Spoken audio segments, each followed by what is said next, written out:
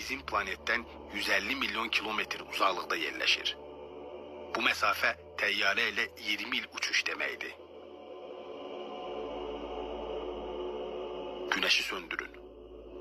O kadar uzakdadır ki biz güneşin sönmesini 8 dakikadan sonra göreceğiz.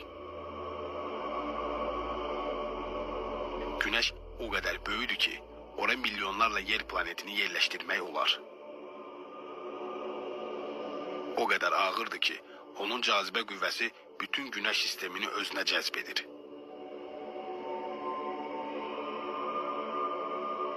Eğer kiməsə rəqəmlər lazımdırsa, bizdə sizi inandıracaq rəqəmlər var.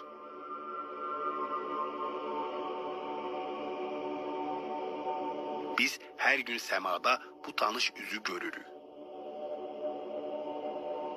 Yaxından isə o tanınmazdı.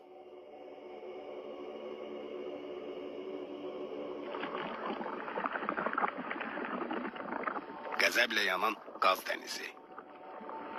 Termometr 5000'den çok dereceni gösterir. Nüvəsində isə 15 milyon dereceden artıq istilik var. Her saniye milyonlarla ton maddəni enerjiyə çevirib nüvə reaksiyası yaratmaq üçün kifayət qədər istidir. Elə bir enerji ki, bəşər tarixi bu enerjini sərf etməyib. Evdə biz bu enerjini işıq kimi görürük və istilik kimi hiss edirik. Lakin yaxından baxdıqda güneşdə heç bir rahatlıq yoxdur.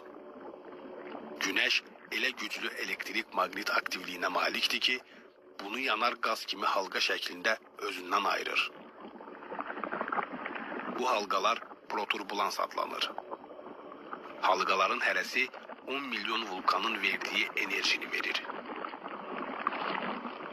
Yer kürəsini bu halqaların birindən keçirsəniz belə, yenə də 10 minlərlə kvadrat kilometrlik boş yerler qalacaq. Halqaların başladığı yerlərdə isə nisbətən istilik az olur və beləliklə güneşdəki ləkələr əmələ gəlir. Bu ləkələrdəki istilik güneş üçün az sayılsa da, yerdə olan hər hansı bir şeydən daha istidir.